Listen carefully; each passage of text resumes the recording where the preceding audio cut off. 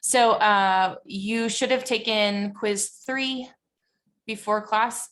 Well done. Everyone accomplished that for this week. And I have started working my way through some of the the values lab assignment that you turned in last week. So your grades will be posted in the grade book shortly. I'm working my way through those right now. And then looking ahead, you do have another lab assignment coming up. It's called Conversation Analysis Lab. We touched base on that last time we met. We looked at the handout that goes along with that, but be aware that that is due next week on Tuesday. And there's also a quiz due by noon on Tuesday of next week. So you have a couple of things coming up due. And then part of what we're going to be doing today is we are going to go through the content that's posted for today is a very short presentation. So we're going to, go through that, and then we'll lead into, we may even finish all of what I want to share with you about engaging families and this cultural competence piece. But whatever we have left over will be your responsibility to complete asynchronously. And then I do have a little handout that I want you to complete alongside our discussion, and that will also be the async work for Thursday. So probably a light week in terms of anything that you really have to do on your off time, because I'm going to give you some opportunity to do it in class today. And without further ado, we will jump in. So as I said, we're going to be talking today about engaging families and cultural competence. It's kind of a two separate ideas, but they're very related. And what we want to accomplish today is to explain and describe the importance of family involvement in early childhood education. We're going to talk about strategies for building and maintaining family relationships. I want to talk about strategies for helping children feel comfortable in their childcare programs and other programs that serve children and families. And that's very much related to this cultural competence piece that we're going to be talking about today. And then towards the end of our discussion, if we get to that, we'll talk about some ways to support transitions, either of new children joining a childcare program, or even transitions like from within the program, like when a toddler moves into a preschool age classroom. There are some ideas and steps that we might utilize to kind of help smooth that transition for the child and the family. So I'm going to refer you back to this guidance pyramid that we have been looking at kind of through all of our discussions so far. And you'll see over here on the right-hand side, the idea here is that all of these pieces of the triangle that we are talking about in terms of child guidance, they're all situated within this family and cultural context. So basically what this means is that our developmentally appropriate practice is not just working with children and families to understand child development and to support the child in the classroom, but we're also working to support families and the culture in which those children that we serve live. NAEYC, N-A-E-Y-C, which is the National Association for the Education of Young Children, has actually developed guidelines or a list of best practices for working with families. And these include forming reciprocal relationships with families based on mutual respect, cooperation, shared responsibility for children, and negotiation of conflicts as they work towards achieving the same goals. And we're going to kind of talk about, definitely going to talk about that reciprocal relationships piece, some ideas related to shared responsibility, and even touch on conflict negotiation towards the end of our talk. Some things to be aware of are just that over time in any field, but over time in the field of early childhood education, we've seen this kind of shift or sort of growth in our collective thinking, if you will.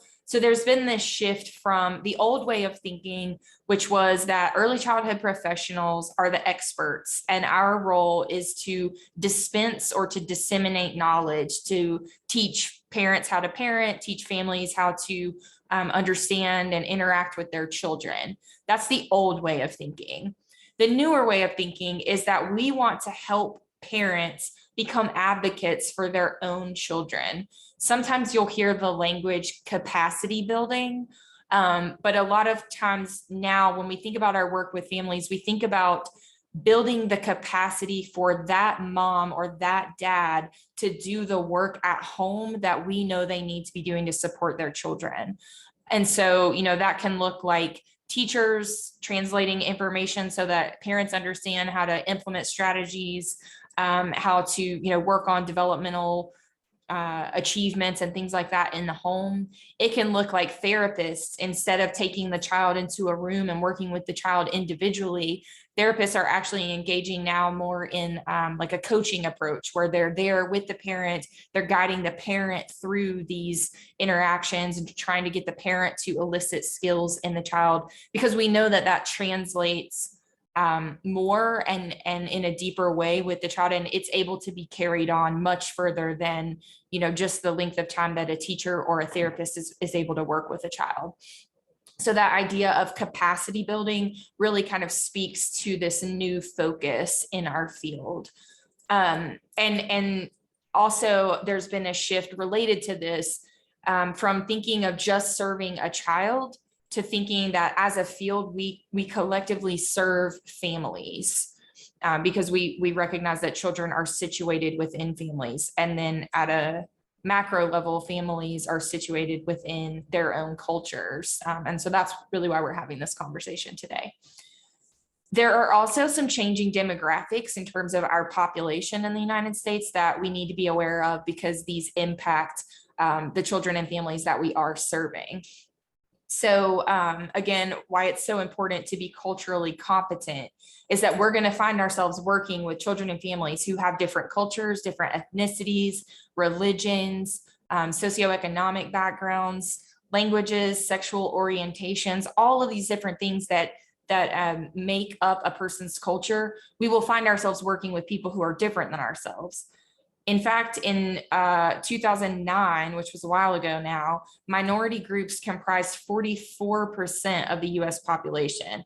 And just to give you kind of a frame of reference, over a third of the families being served by Head Starts had a primary language other than English. And so we'll talk some about, immersion and how to represent the child's language and culture in a classroom that is, primarily English speaking, to make those children who are dual language learners feel more included and be more successful. And the final shift that I kind of want to just mention is this idea of having shared goals. So, we want to make sure that we as professionals are not holding goals that are not shared by the child's family members. So we want, even though we have these differences in terms of our demographic makeup, we want to make sure that each child is living up to their potential, and that, that we are providing programs that are warm, cheerful, and inviting to families so that they can communicate what are their wishes, what are their desires for their child who is being well taken care of by this program while they can't be with them. So this idea of shared goals is really important to kind of bridging the gap between school and home.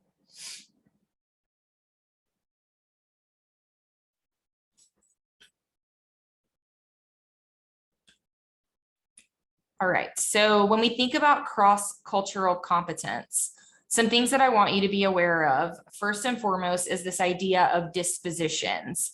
If we have a disposition towards something, oftentimes we use this language for children. We say we want them to have a disposition towards learning. Would anyone unmute and tell me in layman's terms, what does that mean? A disposition towards learning?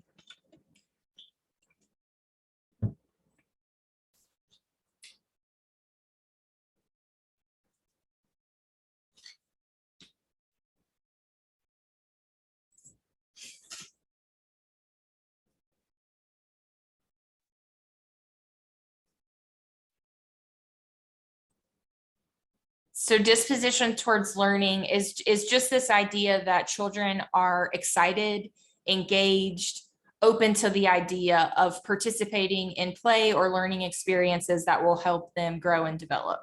That's pretty much the primary work of early childhood, is to foster social and emotional development and to create a disposition towards learning, because that is what children will carry with them into schools that sort of promotes academic success later on. When we think about this related to cultural competence, a disposition towards becoming culturally competent is how early childhood professionals move forward in their kind of knowledge and understanding of this work. So it involves strengthening certain attitudes, like your openness to new ideas or to different groups of people.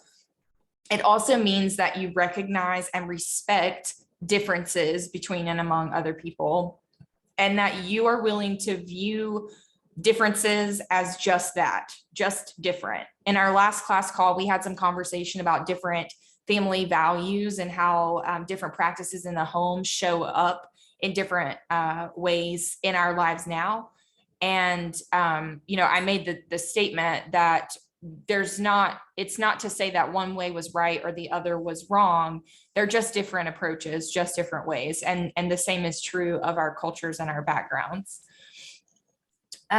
We have to become knowledgeable. We have to understand that cultural differences, do exist, what those are. And then we need to recognize other families, cultures, beliefs, customs, wishes for their children. And then we also have to recognize that while families from a particular culture may share many things in common, that they are also different. So we can't generalize and stereotype, that all people will be this way because they're from this cultural background. That's obviously not accurate. So developing cross-cultural competence does not mean that you have all the answers. It just really means that you're willing to be open and to continue having, a dialogue about learning to appreciate other people's differences and backgrounds. And it's really this idea of cultural competence, it's really kind of a lifelong process. It doesn't really have a specific end point where, you've achieved it. It's just this kind of ongoing work that you're willing to engage in with the children and families that you serve. All right, so if everyone could get, you might want to do pencil and paper notes. I'll leave it up to you, but you're going to need to be watching something on your screen. And I'm going to briefly just kind of show you where we're going. This handout says 10 keys to culturally sensitive childcare. This is posted to the course page, and you're going to turn this in for your async work on Thursday. So my recommendation would be that you jot down notes to record. I want you to list the 10 ideas that are going to come out of this little video montage. You're going to list and then describe. So you'll have to do some work on the back end in terms of thinking through how you would describe these elements. But right now, for sure, make sure you can get the list down, although you'll have access to the video if you need to go back and rewatch. And then just again, to show you where we're going, I want you to be thinking of examples or ways that you have seen early childhood professionals, maybe at Lucy Brock or other settings where you have been. How do you see them demonstrating some examples of these culturally sensitive practices that are presented in this video? And then do some personal reflection on this idea to tell me, are there any of these that feel uncomfortable to you, or feel like these are areas where you personally really need to place some focus so that you can grow as a professional? So again, just some ideas to be thinking about as we watch this. I think it's about 4 minutes, and there's really not a lot of language. It's kind of a compilation of photos and words. So let me know if you have any trouble seeing it.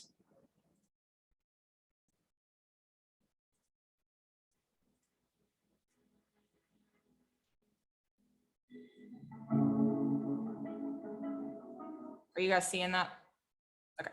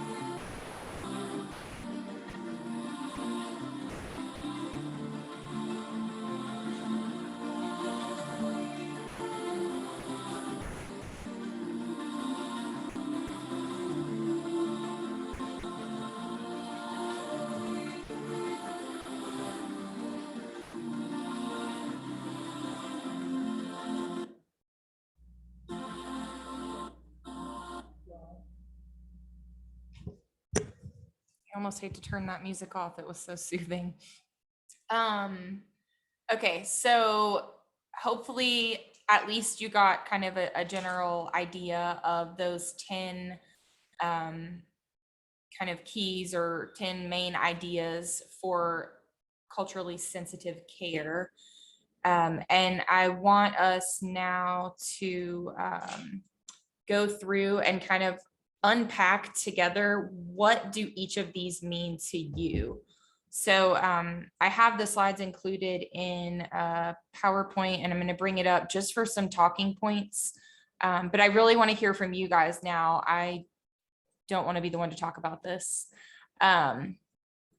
So if you're wanting to follow along or needing to refer back to this, this is in the part 2 PowerPoint that's posted under Thursday's content. There's a visual here that kind of shows you these 10 essential connections in a really shorthand version. And then for our conversation now, I just want to, I guess I'll share, the key number 1, provide cultural consistency. So the idea here is that children need to feel good about where they come from. What does that mean to you? What are some strategies or some ideas that you've either observed or you can think of that would help children feel cultural consistency from home to school and to feel good about where they come from when they're in the care of someone else? Like it said before, like using their language, like if it's whatever they speak, like use that in addition to English.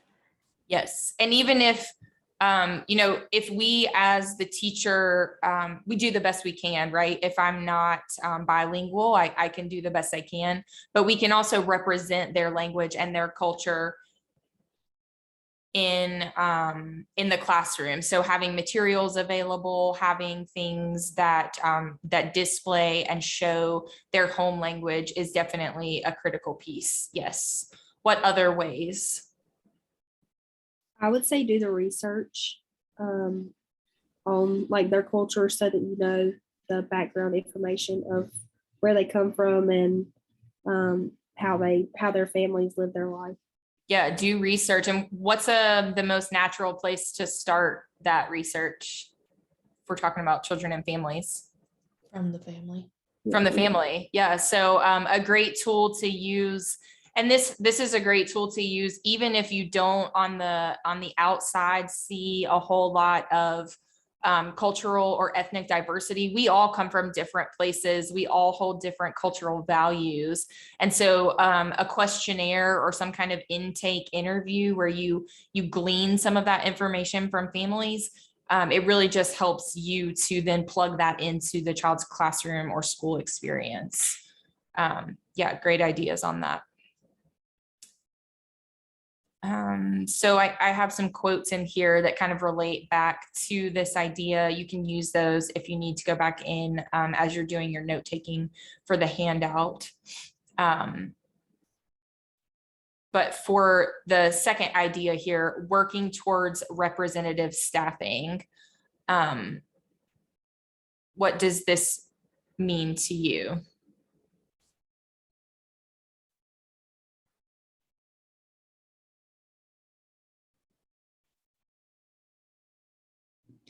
I think it's important to have staff that speaks the same language as like the bilingual children, because if you have staff that doesn't speak their language or doesn't know how to, it would be hard to like include their culture or where they come from, because it's not an easy way of communicating in their language. You're just communicating in English.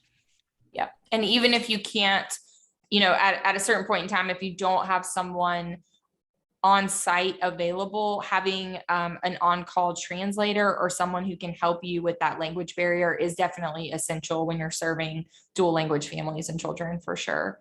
And then I'll just kind of point out on this one that it's important to think of certainly having staff on site in the classroom for children to be with when we're thinking about representative staffing, but it's also important to think about that at the kind of more removed administrative and policy making level. So stakeholders in a program also need to be representative of the culture of the families and children being served in that program to the extent possible, because again, they can help us kind of navigate those differences and help us with developing shared understanding, shared goals, all of these ideas that we've been talking about.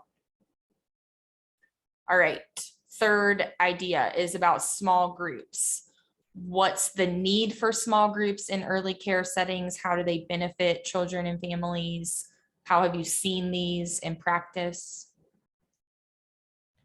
Like everyone in small groups get a say in the conversation or what they're doing, so no child is really like left behind. And like if they like are more shy or something, I feel like in a small group they'll be more like open to talk and just get their ideas out in a group. Sure. So children with any type of, temperament that would prevent them from being better able to engage in the large group, children with language barriers, really just young children. And I think we could probably extend that to say humans in general. We benefit in a lot of ways from small group interactions because it's easier to develop shared understanding. There's less to take in, there's less requirement for output.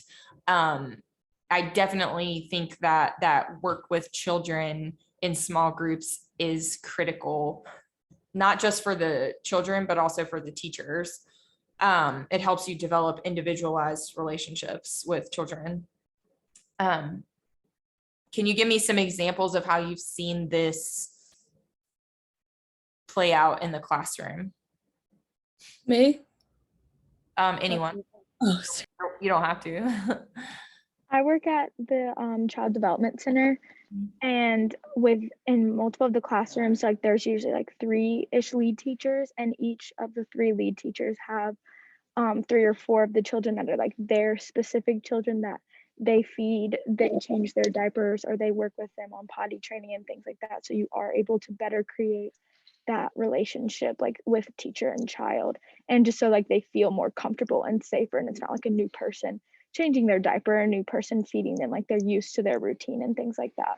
Right. And so the model that Grace is describing is called the primary caregiving model. And that is really kind of taking this idea one step further, where in a lot of early care settings, we see primary care play out just as Grace described, so that one teacher is primarily responsible for a handful of 4 or 5 children. And what that does is not only have these benefits for the child in the classroom, but it also creates more consistency and continuity for families, because families understand they're going to be getting their direct communication primarily from that one teacher.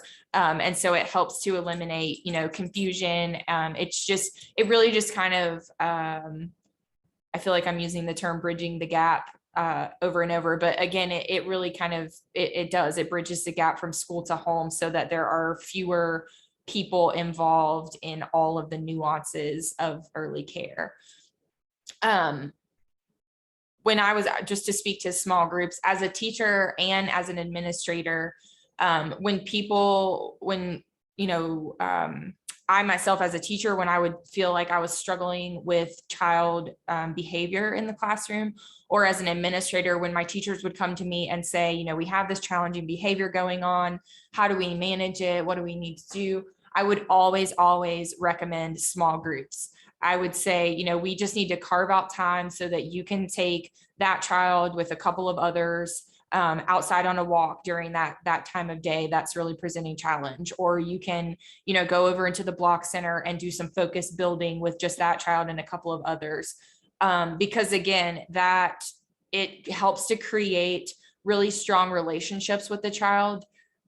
It sort of, it just naturally helps manage groups of children when you break them into smaller groups. And also, it's more fun for a teacher who is facilitating and engaging with 4 students compared to 18 that might be in the classroom. It just, like, from a numbers perspective, it makes a lot of sense. And then from a culturally sensitive perspective, we can clearly see that fewer children equals fewer backgrounds and cultures that we have to relate to. We've already talked about using the child's home language. I think, you know, I don't know that we need to spend much more time on this one, but here's a question. If we don't speak the same language, I mentioned finding an interpreter. I said, you know, doing the best we can. So learning basic toddler vocabulary in that other language.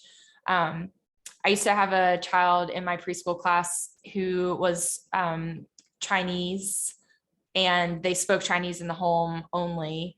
And so she could speak fluently in Chinese, and sometimes she would read us stories. I can still hear her in my mind reading Brown Bear, Brown Bear. And sometimes I can remember some of the animals and colors in Chinese. And that was like 15 plus years ago.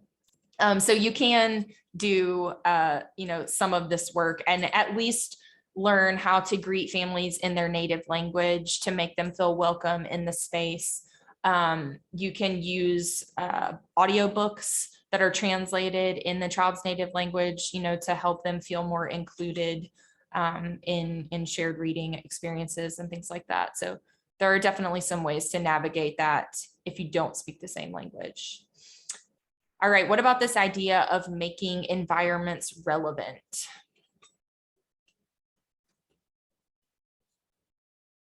I think for kids that have like an insecure attachment style too, like this is like really important because like they do get nervous whenever they go to like a daycare or like, you know what I mean, a facility, because their parents are at work, like they get very nervous and it's harder for them to open up. So if you make the material like reflective of their culture, or they're like, oh, I have one of these in my house, you know what I mean? It brings that like structure that they need. And there's a word that I'm looking for that I just can't think of right now. Stability. It brings that stability, like a stable item to class with them. And even talking to the parents and like coordinating, like, hey, like, what do you guys do at your house? Or what's some, like, you know what I mean? What kind of music do y'all listen to? And like having a day where you're able to like show that in the classroom, that could get like a very like, again, insecure avoidant child, like out of his comfort, out of their comfort zone, you know what I mean? So that's at least one of the ways that I think this is really important to implement in classrooms. And I've seen how important it is to implement in classrooms. Yeah, I totally agree. It's interesting. So you guys know that I'm also in class myself. And in one of the online discussions that I recently participated in, we were talking about early care environments and some things that we remember as being a part of those. And one of the women in my class, you know, she's in her mid to late 40s probably. So early care was a long time ago for her. And she said she vividly remembers how the teacher in her classroom had a framed photo of her family available for her that she used as kind of a transition item into the classroom. And she said like she didn't start preschool until 4, you know, right before kindergarten, and how slow to warm, how insecure, avoidant in terms of attachment style she was, and that having that photo available for her of her family in the classroom like was the only thing that helped her open up and become comfortable enough with that teacher and with that environment to actually participate and learn, or to be part of the group at all, you know. So that's one of the most basic ways is to connect with children at the family level. And then I definitely agree with everything else that you said in terms of pieces of the culture, pieces of the home that we can bring into the classroom to support children. Those are all super important.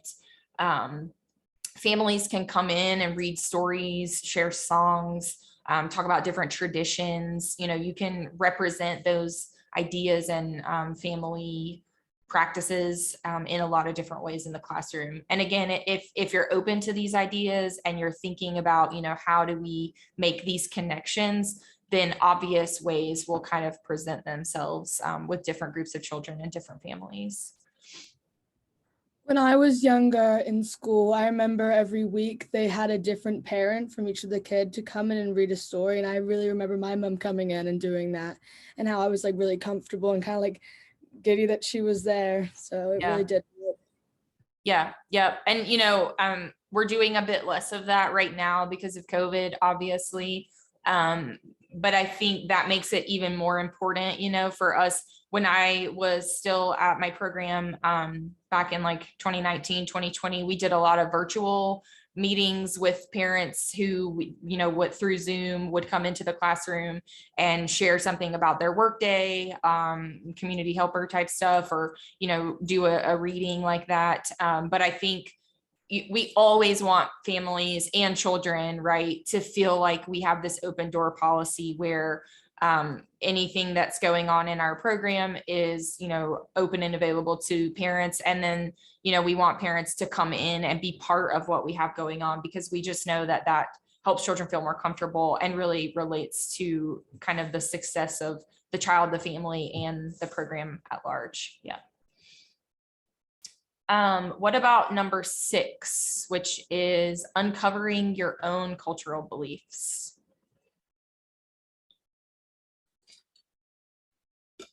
Anyone have any ideas on this right off the top?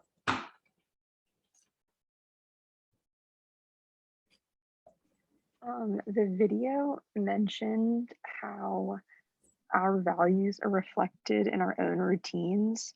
And I think it's important to kind of consider that we don't always consider that, that it's just like almost innate for us. And so being able to have like self-reflection and a sense of our caregiving and our working with children, that our values might not always align with that of their family, and being able to kind of like cater and compromise to their needs. Yeah, absolutely. And I think the same can be said of like I think a lot about my perspective from the administrator role, but I used to have a teacher who, I mean, she was as good as gold. She loved the infants in her care, but it just didn't come across the way that I would have liked to see it, in terms of, I'm thinking specifically about like her warmth and affection. She just wasn't that nurturing, loving, warm caregiver that I wanted her to be. And then a couple years down the road, I had the opportunity to work with her mom in a different context. And it became so clear to me, like, because her mom is very much just all business.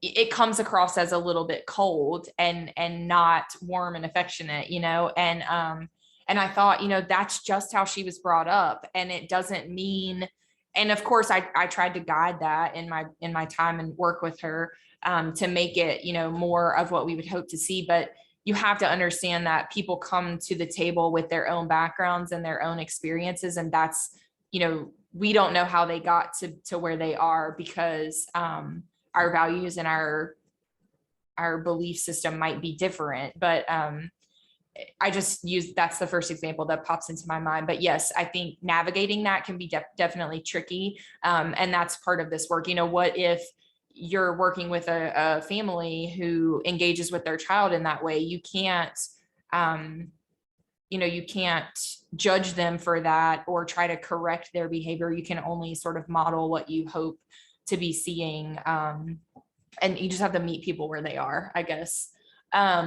What about a specific caregiving practice? Can anyone reflect on a specific caregiving practice that you might have that is directly related to your cultural values?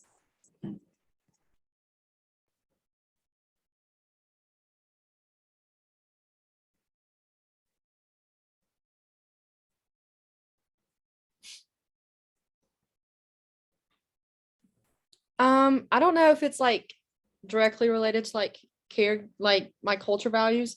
Like when we were little and we like fell or got hurt or something like that, my parents never rushed to see if we were hurt or anything like that. They would, look over their shoulder and see if we like fell and like if we were dying or anything like that. But they were never like, they never made a noise. They never rushed to run their hands over us or anything like that. They just checked, let us get back up. They never freaked out about it. And I kind of do the same thing. Like when I'm in the observation room, like I don't freak or anything like that, because they said that it always it gave us a reason to react to them. Sure. Yeah, I think that's a great example. And again, could be contrasted against that parent who runs over immediately, consoles the child. It's not that one way is right or one way is wrong. It's just two totally different schools of thought on how, and obviously Maddie, you're fine. You turned out all right. But yeah, I think that's a great example of, your upbringing and your background and your experiences and how they kind of show up now in your interactions with children. I think a lot about music. My dad used to play the guitar and sing to me in my home growing up. Music is kind of a piece of our family culture. My husband and I met in college, and live music was kind of a big component of our relationship. But we use music in a lot of ways in our home, and that's kind of a part of my cultural value. I think that is still present now in my family and culture with my own children. So I'm sure we can all kind of think of these things if you do some digging.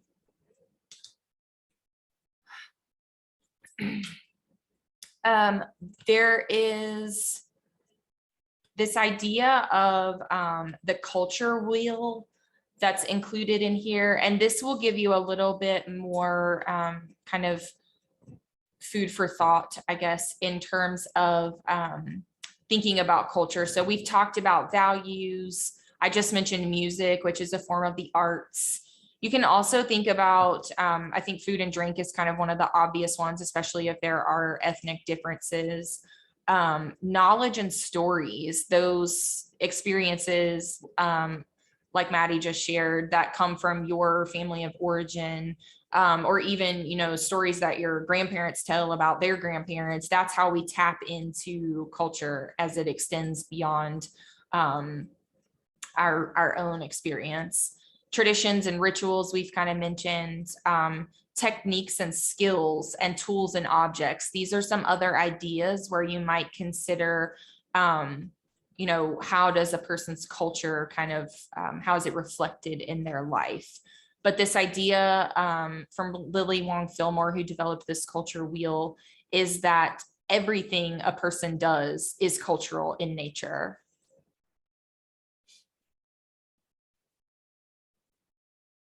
So these questions are just kind of put here to help probe your thinking. But if, as you're working through that handout, you might pull this slide 19 up and just do some personal reflection on, kind of where did you come from? How did you get to where you are? Because ultimately the questions that we want to be tapping into are, what values, beliefs, cultural messages did you receive about family, about child rearing, about child and parent interactions or caregiver child interactions? What about the relationships between families and others outside of the family? In a families course that I teach, we talk about openness and the level of openness that some families either have or don't have. Some people are, very willing to let others come in terms of sharing information, sharing experiences. And then some families, that's not the case. So, what was that like in your experience? And then how does that relate to the work you do with families now? All right, we're working our way through. Number 7, being open to the perspective of others. Does anyone have something that they can share related to this?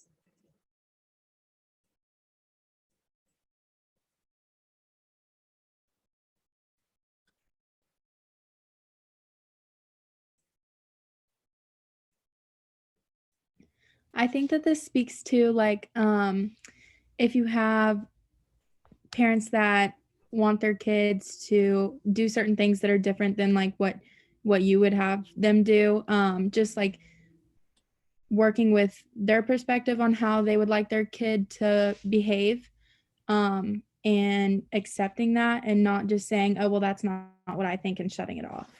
Sure. Yep, I think coming at it from a place of non-judgment, that leads to understanding kind of right off the bat, right? We're willing to not jump to our own conclusions and not to judge another's ideas or practices.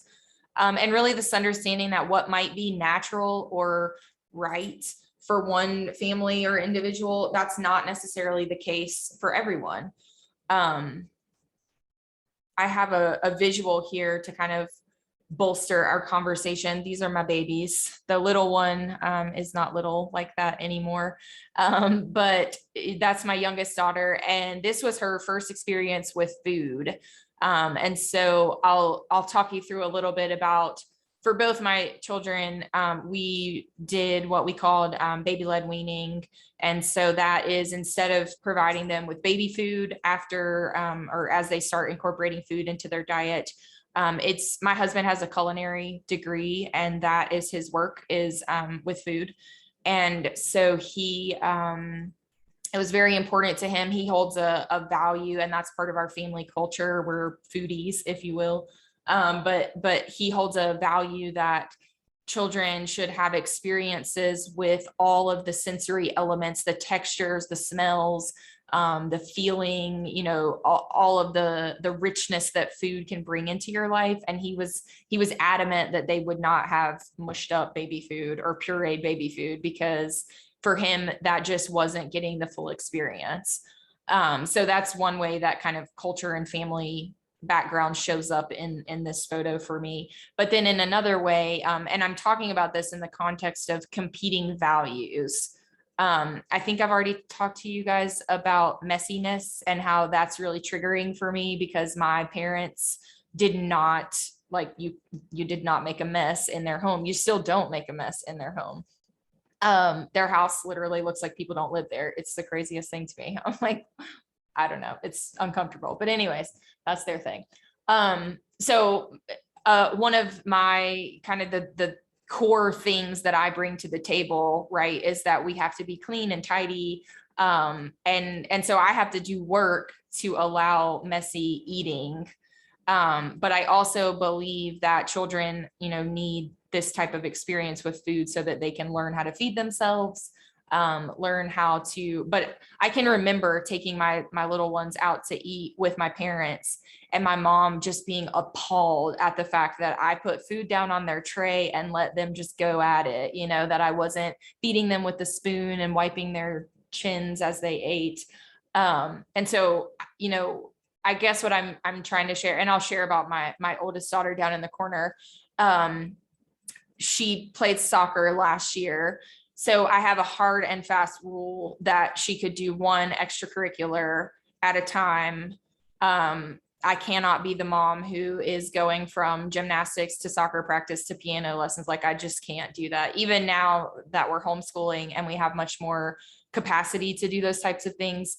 I personally believe that children benefit more from unstructured free play, and not from all of this, like, engagement and structured activity. I do think there's a place for it. And so, I let her pick one thing, but our culture suggests that children should be doing all of the things, people like, my sister thinks that I'm insane because I don't have her in like competitive dancing at 7 or something, but that's not my value. So I'm just talking about these, just to give you examples of, kind of these competing values, where sometimes our broader family culture or our broader societal culture suggests one thing, and then we hold these personal beliefs and experiences dear that kind of conflict with those other ideas. And so how do we navigate that?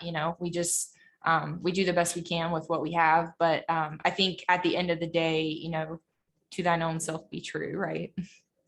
And we want the same for other families. We want to support them in staying true to what they believe and to what they hold dear.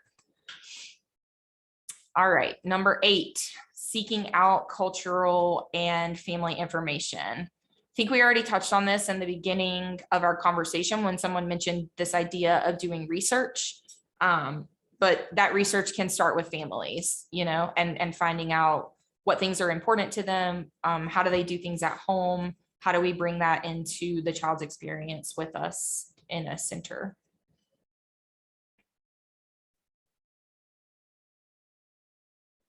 Home visits is another idea that I haven't mentioned.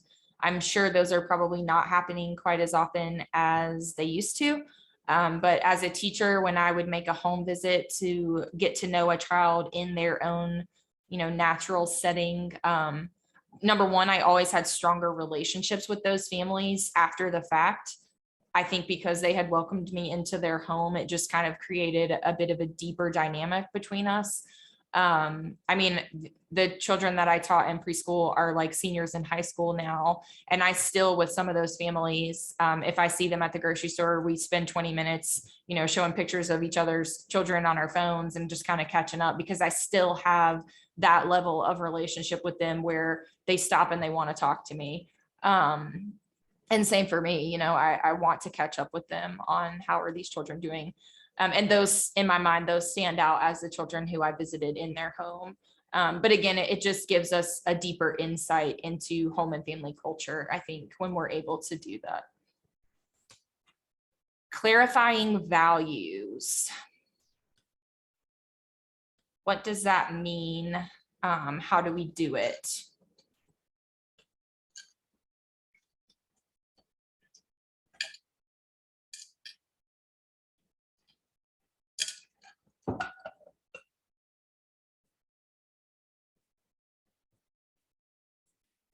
I think that this relates to like having the discussion with the family to make sure that you have the understanding of what their values actually are, rather than just going off of what you think they are.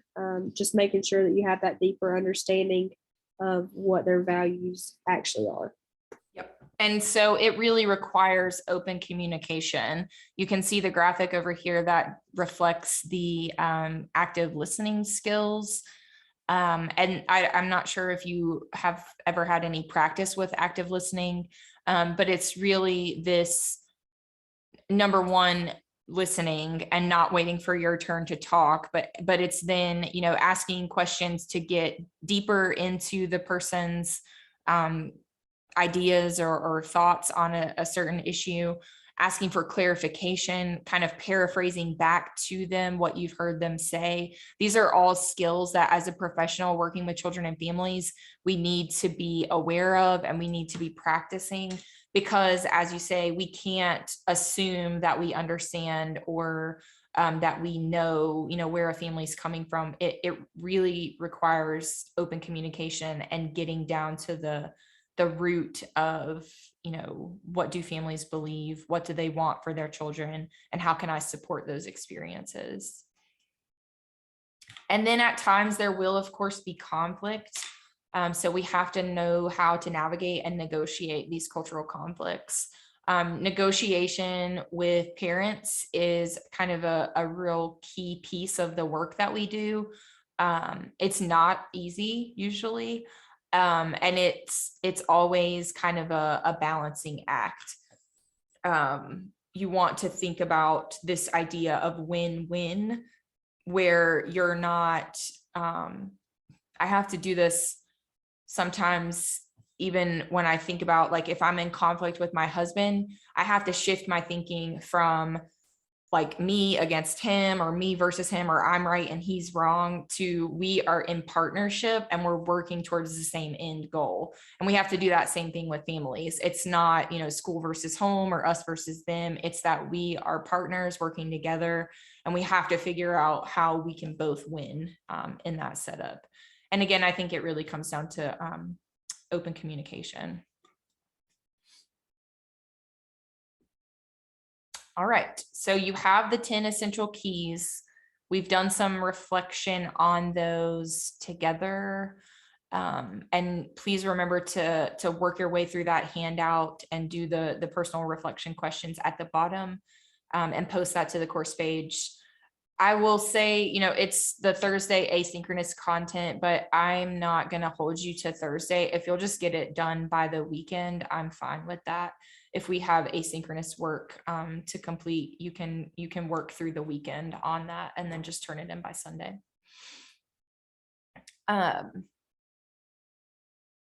So the rest of our time, we're just going to talk about some strategies, specific strategies for building and maintaining relationships with families, collaborating with families, this type of work. So there are several strategies that you can use to build and maintain strong relationships with families, starting with family-oriented or family-friendly philosophies and goals of your program. This is a way that you clarify the values of your program. And this gets back to those 10 keys that we've just talked about. These should be clearly written statements that articulate the program's philosophy. These statements should emphasize the developmental needs of children so that families and staff recognize that helping children develop and learn is the primary goal of your program. And this is where we as a profession have an opportunity to tell families, we're not just here to babysit your child or children. We are doing important work to build their brains, to get them ready for life. And here's what we believe, is important and how we do it. Those program policies and philosophies are, really, that's the first step in this relating with families that we do. It's really important to have policies that don't intentionally or unintentionally exclude or discriminate. So it can be really important to think about the language that you use.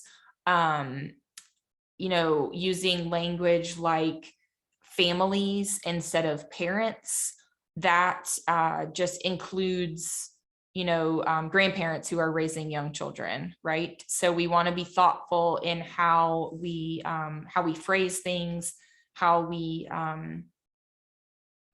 include or unintentionally exclude different family makeups. And then again, we've talked about the language barrier, but it's really important to have these materials translated if you have a need for that with a family that's coming into your program.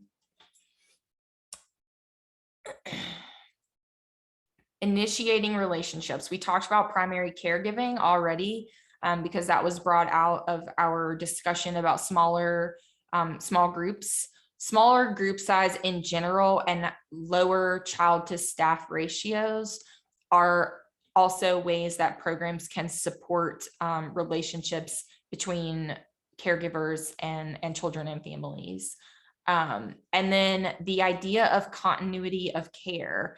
I don't know if they still do this at Lucy Brock, but at one time they were practicing a loop model. Do you guys know if they loop caregivers there still? So that the infant teacher then becomes the toddler teacher for children as they age and then moves over to the preschool classroom with them. Does anyone know if that still happens? I don't believe they still do that. I don't think so. Okay.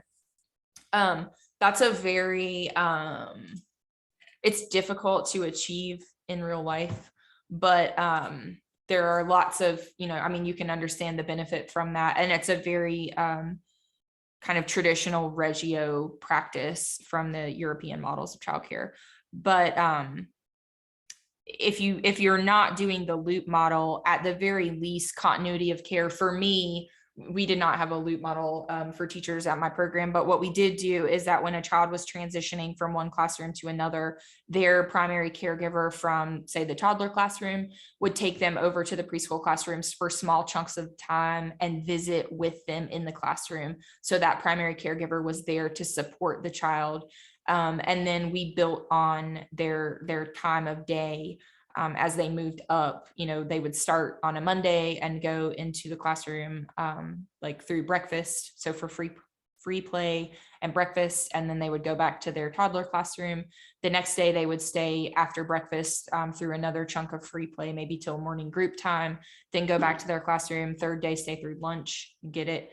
And so that by that fifth day of Friday, they were in the next classroom up for the entire day. And I jumped ahead of myself. I'm going to talk about transitions in a minute, but that's this idea of continuity of care. We can build that in other ways, even if we're not talking about, at the most basic level, having the same teacher for an extended number of years. I think I've talked about most of these other strategies already. An orientation visit. I think that's critical when you're bringing a new family into a childcare program, and that's something that I always required of families, is an orientation visit so that I could sit down with them. I did not require them to come without their child. We just made space, people who are looking for childcare usually don't have childcare, right? It's ideal if you can do it without the child, but if the child needed to be there. But it was a time where we sat down together. I talked about our beliefs, our policies and procedures, really kind of oriented them to our program and made sure that there was going to be a goodness of fit for what they hoped for their child's experience and what we knew we could provide. But I think, that's where the relationship with families really starts, is that kind of initial visit conversation. It's critical to accept families just as they are. We've talked about being open-minded and non-judgmental, encouraging families to visit anytime with that open door type of policy, and then keeping communication open. I think another point that I'll make here is that it's really important to ask families what are their preferred modes of communication. I'm a millennial. We can assume that everyone, would prefer the ProCare app for their quick and dirty, child information throughout the day, but that doesn't work for all families. Some parents don't know how to navigate that, or some grandparents don't know how to navigate that. And so it's our responsibility to provide information in ways that are accessible to all families. And sometimes that looks like hitting it from different angles, sending out the electronic newsletter, but also printing off a paper copy for families. But we don't know until we ask, and we can't make a judgment on that. My dad's 76 and he would prefer the ProCare app because that's just how he has evolved with technology over time. And you might not assume that if you met him. So again, that's just kind of an illustration of we don't know until we ask. When possible, you should adjust those attendance patterns to allow children to enter a program more slowly. So this relates back to what I just described about transitioning a child into a new classroom, but it also relates to transitioning new children into the program. We had a policy at Generations that new infants could only come for 4 hours on their first day. And that's just because it's less overwhelming for the infant, for the mom and dad, for the caregivers in the classroom. It really just kind of eases that change for all parties involved. And I think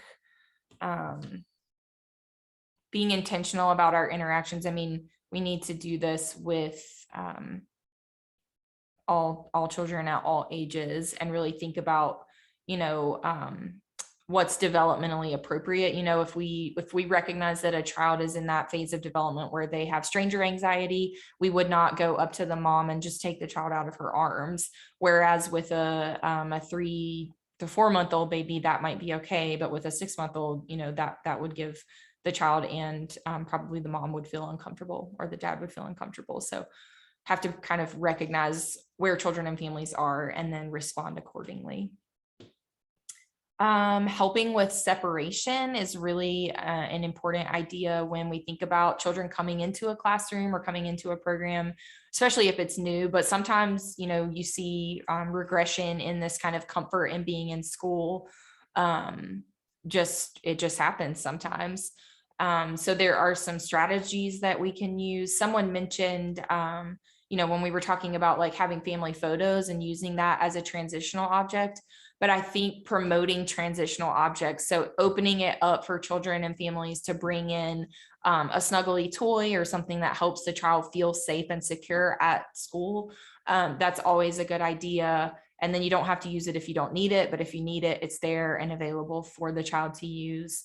And then some children, children respond to different things. Some children want to sit and snuggle for a few minutes when their mom or dad have to leave. Primary caregiver has to leave. Some children would prefer to go draw a picture to help them settle down.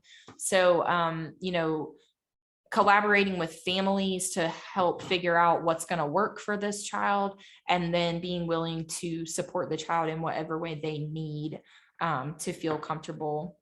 I will make a note that it's a good idea to have a kind of a routine and to just do similar things every day. That tends to kind of smooth this this unease over a little more quickly for children and then in turn for families. I can say as a mom, even with my children in the classroom next door to my office, it is heart-wrenching to leave your child, you know, crying in the arms of someone else when you know you have to go to work. It just does not start your day off on the note that you want it to. So anything we can do to kind of ease this for parents and children goes a long ways. And then, as I said, you may have these setbacks often now, you know, when we think about quarantines and these like large chunks of time out of the care program, you can see some kind of regression in terms of children's comfort level, children's, you know, settling back into the routine of the care setting. So just being conscious of that and learning ways you can support kids and families in that way when it's necessary. And then some strategies for supporting families as advocates of their children. We know that families are the children's first and most important teachers, and it's going to be their longest teacher. So our goal should always be that idea of capacity building, supporting families by providing information, resources, and those types of things. We do need to be cautious about activities that we provide for families to do at home. Some pitfalls that you might want to be aware of are families interpreting like these kind of take-home activities where really what you're trying to do is build parent engagement, but families see it as just one more thing they have to do or homework that, you know, is kind of off-putting to them. Families might not have the skills. So we think about, you know, literacy. What if the family cannot read and interpret what you're asking them to do? And then some families don't have the resources to you know, bring items into a classroom that you're requesting or things like that. So again, a way to be culturally sensitive is to really give some thought to this type of thing before you ask it of families. So a better way is to help families use everyday activities to foster learning. So in your newsletter and your family communication, you might give ideas for how learning activities can be embedded in daily routines. You know, we know that letting the child help set the table can be really rich in math skills, self-help skills, that type of thing. Letting a child help you do laundry. You can talk about, you know, folding the shirt in half. I mean, there's all kinds of skill building that can happen without any extra materials that just kind of naturally happens in the home. So pointing families towards those types of ideas is better than the ideas I mentioned before. I think really in terms of, you know, this slide is more about school readiness. I think our main job in terms of thinking about preparing children for school is to communicate to families and to other professionals that the work that we're doing to get children ready to school is, you know, primarily, I said this at the beginning, related to social and emotional development and creating those dispositions towards learning. And the rest of it, you know, really will fall into place. Of course, if there are red flags in development, things like that, you'll want to make sure that you're having those conversations. But I think that the push down of, you know, academic rigor in toddler classrooms and preschool classrooms is largely unnecessary. If you suspect abuse or neglect, the main thing I want you to know is that people working in early care settings in North Carolina are mandated, there's a term for it that's escaping me, mandated reporters. And so it is our legal mandate to make someone aware if we suspect that this type of thing might be going on for a child and family. And you know, if you're working in any sort of program context, there are trainings and at the very least, like orientation pieces that go over signs of abuse and neglect that anybody working with children should be made aware of. So don't forget about that. It's important. And I am all talked out. Just for next time, be sure that you don't forget about quiz 4, and also to post that I'm sorry, that's next week, not on Thursday. So for the rest of this week, you just have to finish that handout, and then remember that quiz 4 is due on Tuesday, along with the conversation analysis lab. And we've done a practice activity related to that, so you should kind of know what you're doing. But if anyone has any questions, I'm available by email. And otherwise, that's all I have. I hope you have a great rest of the week, and I'll see you guys back next week on Tuesday. Thank you. Thank you.